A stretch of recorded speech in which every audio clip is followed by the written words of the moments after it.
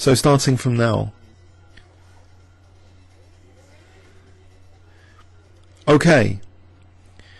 Knight g6 check. So basically this pawn is basically lifted away from the h file with this, if it's encouraged to play hg. So that h file is being lifted for a potential checking opportunity. Note the intense pressure. It wasn't just Alekhine winning a pawn. He's putting more pressure on that e4 on the diagonal generally. If he can get rid of e4, that's the end of white completely.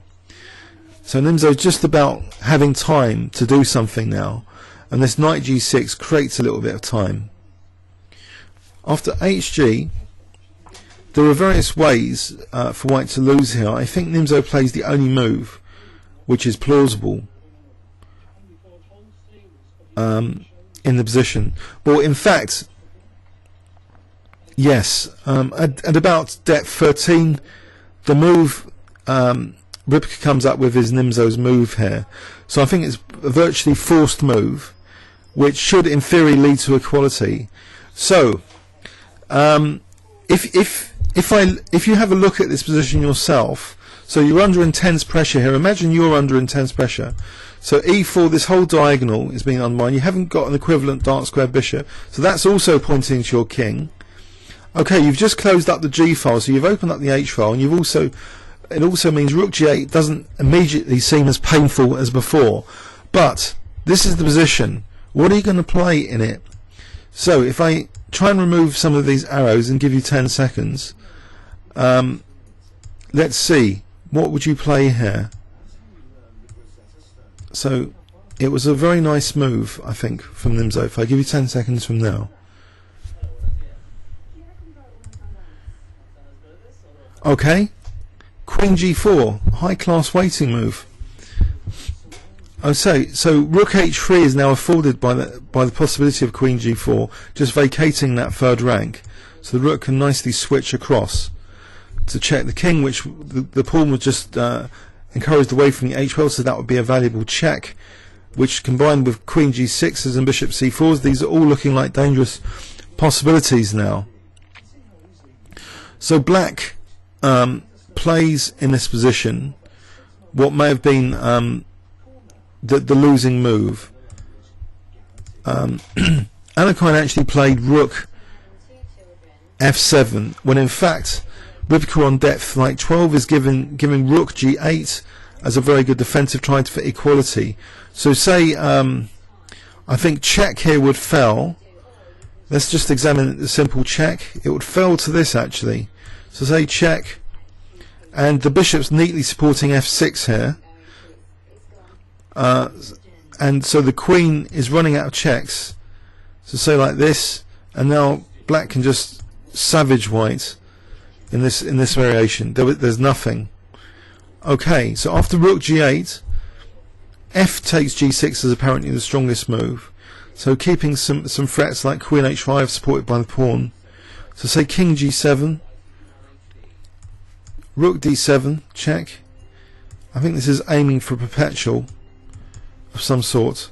Bishop d3. So there's now Rook g1 afforded by Bishop d3, clearing that first row. So say King h6, and now I think we're heading for the land of perpetual. Rook g1 check. Nope, I'm mistaken. This is a very complex variation really, which apparently is a tiny advantage for white. Maybe. Okay, it's all very complicated. So this Rook g8 is very complicated if white plays f takes g6 here. If he plays a check, he's busted. But f takes g6 is a complicated variation here, starting like this. Okay, but in the game, Alekhine played Rook f7. So this does allow a crushing continuation. Rook h3 check. Queen takes g6 is also a very good move, but Nimzo played Bishop c4. But Queen g6 would also be very effective here, because that bishop coming to c4 I think can happen here as well.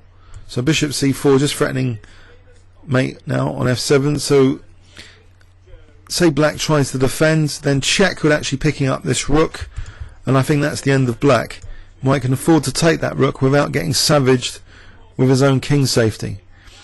Okay, but in the game, Nimzo decided for another little quiet move instead of an immediate check. He started that pattern off. This is just as good. Bishop d5, and now fg, threatening not only to take the rook with discovered check, but rook h7s. So knight takes e4. So here, this opening up the discovered attack with check. Rook takes e4. White's material up now, with still a savage attack against the black king. So f8 queening, with queen d5 now, and massive threats against the black king. Now here, let's quickly see queen c6. Wouldn't that stop the white queen? Let's check this position as well. So queen c6 is a try. Check. And now here there's bishop b5. So that would be why that's not playable. Okay, so black's busted apparently in this position. Okay, queen d6, probably the strongest defensive try, but check. And now rook d3, picking up the black queen. So a fantastic attacking effort from Nimzo. After bishop d4, he simply plays queen e4. So he's using that pin. The pin can't be defended, the pinned piece. So now rook takes d4, an elegant little finish, ending up a bishop up and a bishop and a pawn up, basically. So here Alekhine resigned. Very dramatic game, showing dynamism of the attack versus black playing on pawn structure. So these seems to be missing ingredients of the My System book. Basically, I think there will be in new chapters on the elements like king safety and dynamism, king safety in the attack, etc. You know, this is missing from My System, but it seems to be one way that Nimzo was in practice winning a few of his games. He was a very dangerous attacking player at times. Structurally, in theory, he was getting the worst of it, with black having the undermining operations against d3, black collecting also the bishop pair, and black having a nice centralized bishop on e5 as well, supporting dark square outposts and supporting f6. But despite all this, the dynamism of chess affords sometimes an amazing, tactical ideas. So here we see an amazing tactical idea from Nimzo, namely knight g6 check. So with the idea of unveiling a lot of attacking resources directly against the black king. So the rook on the third rank, the bishop to c4 as the major threats. So rook g8 wasn't played, which was probably the only move.